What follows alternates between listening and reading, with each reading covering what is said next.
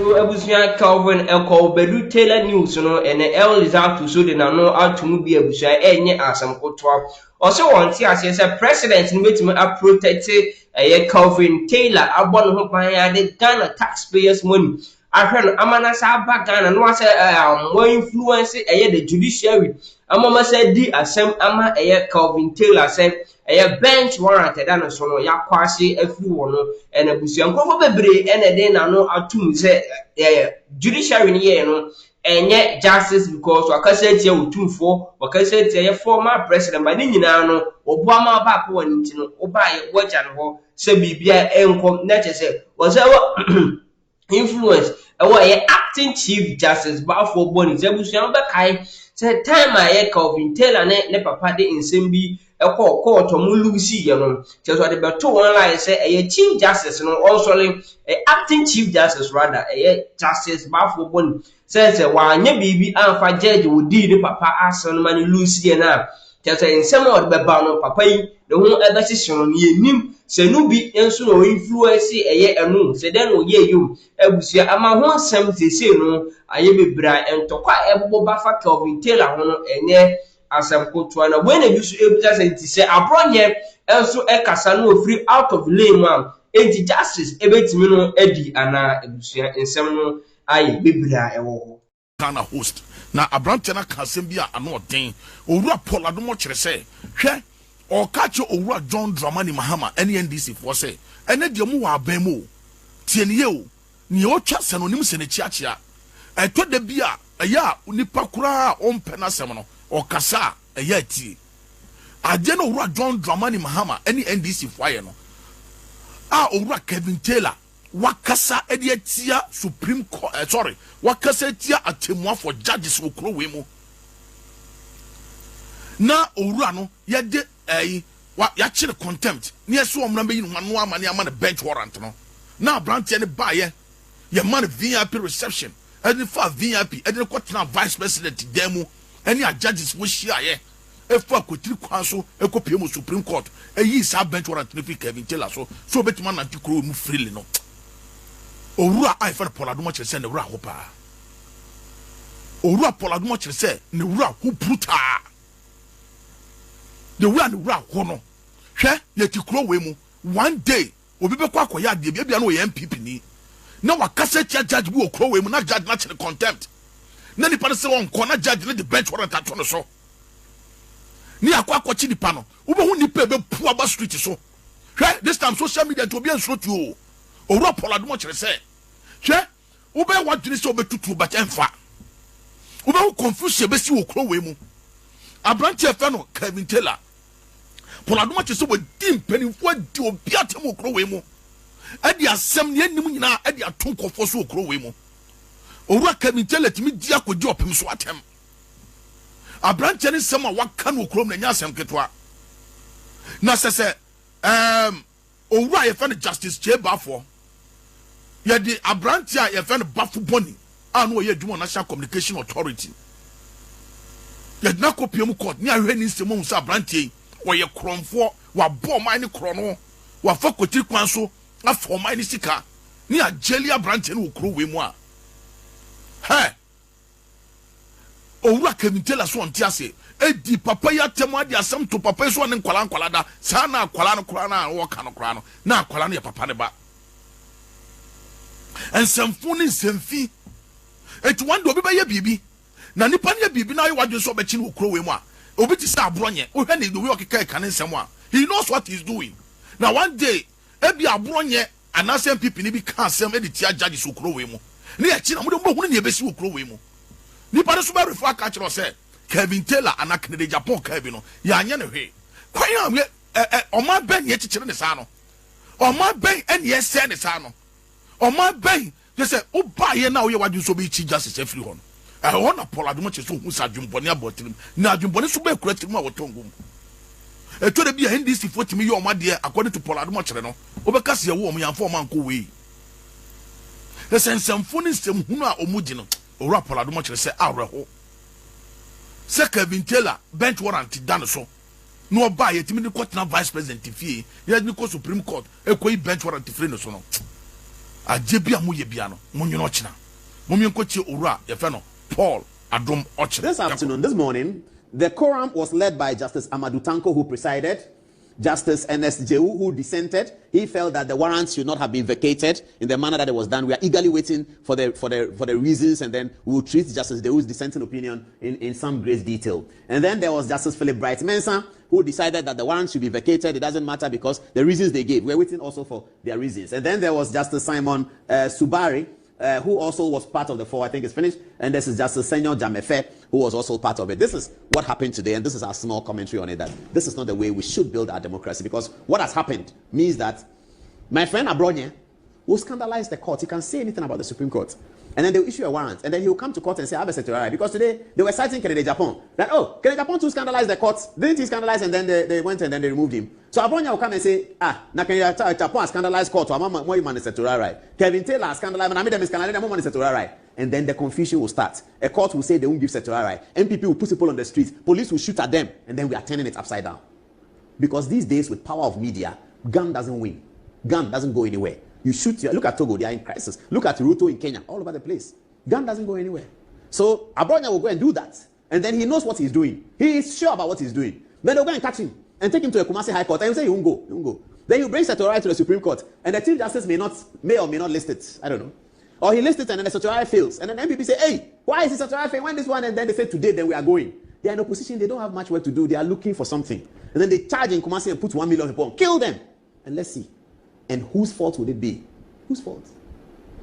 Whose fault would it be? Okay, go to Ghana neighbor and let Apriku join me. Apriku, please come. No, hold on. Apriku is here. The catch what you say? And then what bind the also. I did be a muy piano. One day, a BBC crew. Ni be hun nipa mbeka wasem me mo bia anya na dwunso obetutu okro webo na anya de befa yes me pacho owie no okacheche frifa eno osonso life yes ama otuja na abrante Kevin Taylor some be catch us ne krata no baby o ka se ono kura no eduru baby no onim so no ne ache ne bench warrant no eye ni nua no na dofo bi ne catch no beti ne still na ne san kalete bia enti and some of the are nothing. Mumian Kotie Ura or Kateche Fifa or no so by Ebetuja.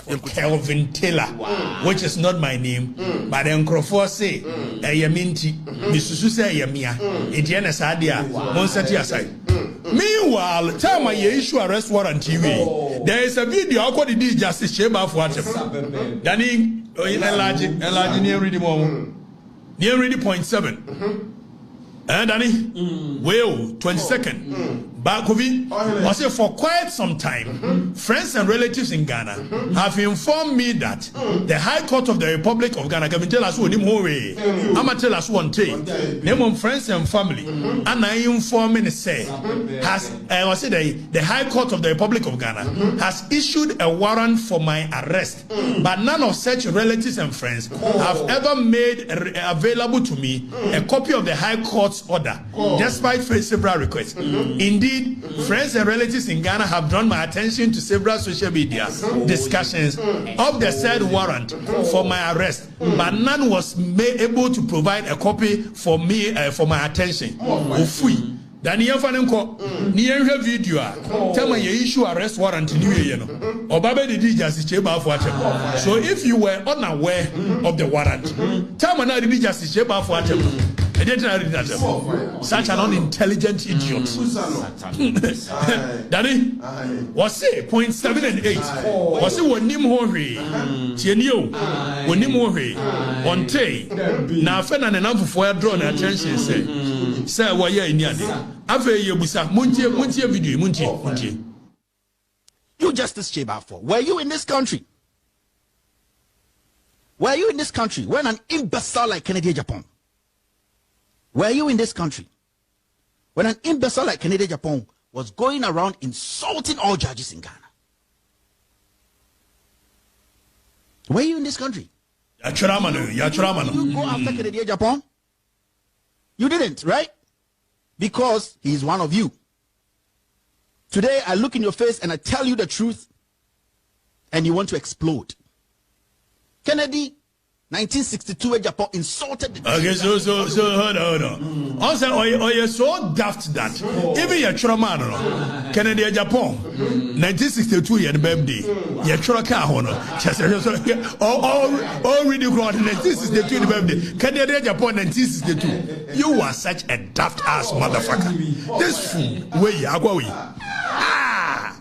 Canada, Japan, 1962. Only come on anyway.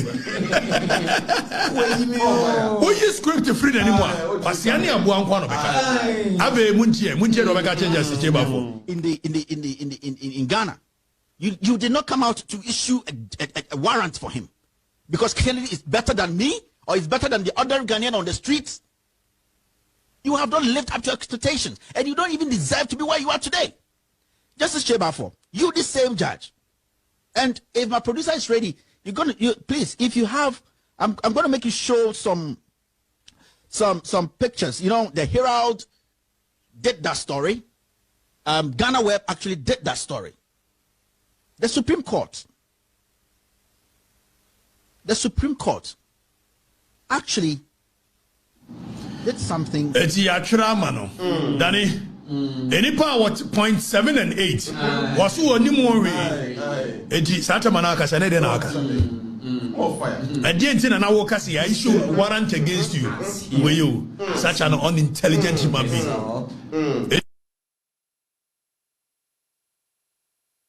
This if one or multiple no Choromana, Ubuno or Kan Kura or Edite. What I say now, also wouldn't him say, Adia Bakwa. Owura Kevin Taylor the Supreme Court to na won nim so no ne actual bench warrant no e no ka techesi na wonim se woni actual bench warrant na e de na asa bet no be the justice your friend Justice Chebafo atem es woni nim nyansa wagimi pa me pa cho ka techefi fa na atoja no na ma me fa breaking news we enfam ukopie mu ewo Dr. Koku Oten one of the FM station friend Pure FM enra ejatum ama o man fa pin kura ewo patase wo chesikama judges. Watch says Kabebe way in the emergency because of Kwasiampena, Kwasiana Magana, Magana, one Quachino, what the American Kawan to a Metagana na day. And didn't your mamma Jimmy. Let teacher phone to your muka, nurse phone to your muka, hospital to me running, what you didn't know Jimmy. I didn't know where Jimmy. And didn't know we are what your mamma. Ah, now the boy have to pay row. And didn't know we are Kwasiade. Into your mamma, no, what you only Kevin tell, and now the Kevin tell a truth. And to our expose Wana. And until now, to me, Trumana, who did it true mana, a day, what Jimmy? And this if one is your who your money is, what you go. Also, when Jimmy Chabua, including National Ski to form do a chum catch and what the Kevin tell I bet showing in. Also, when Jimmy Chabua, so you're phoning in us, I don't catch them. Oh, in the history of Ghana, Mampany Biabako, Boko for tough went to Kumunipa. Kwaba, Kumunipa, say, I saw your phone. I don't want Tiasie. Me and Quachi Chinipa Boniface, boy, O Mamunko. Me and Quachi criminals, O Mukumunipa, boy, O Mamunko. And the only pewuna your fan, I said, yen. Mampany Biabo, I let any Biano to make a moon kingdom of Ghana. I let any Biano to make a moon kingdom of Ghana. Unkwa by the way, Jimmy, we are bois. And your mama, you are the most stupid, the most aimless, the most stupid, the most Kwasiampeni Mampany. Why are you a member of your attack? Who are you, CEO? Why are you? Because Jimmy, a member of your attack because you are me.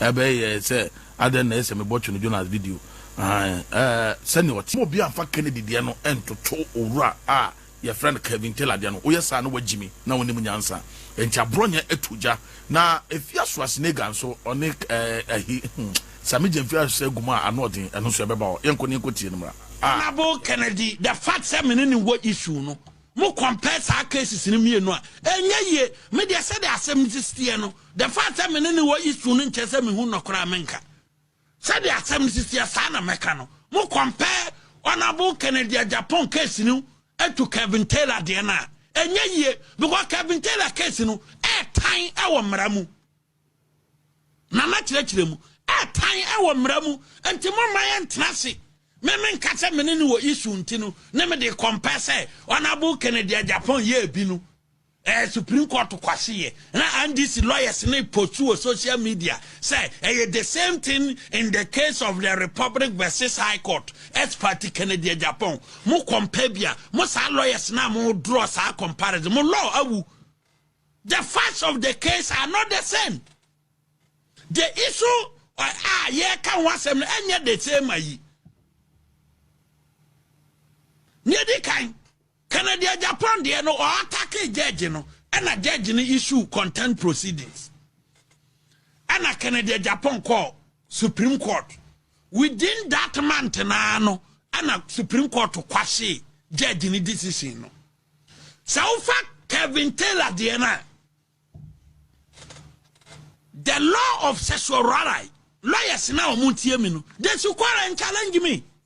Where a legal issue na ye kan wasem na yemfa nhwe se Supreme Court judgment no omu follow legal process ya na omu follow their own rules omu follow law due process no omu follow ya na enti Canada Japan dia na ye that simple ya issue contempt and High Court issue contempt we did judge atem into okwa Supreme Court to say woman kwase the judge ni ye no and okwa no wakwa we ni and alpha Kevin Taylor there na odidi judge na tem no and a judge ni issue contempt the law of contempt me pelo ya ni a obetima frame number na me de na call lie no aka say nyesa na tie the law of sexual right no se court to be take decision na se decision no ene 23rd July 2025 and a judge say yemfa bronye emra ewo nanim na bronye ma kire die ntia yes atene contempt a enye yie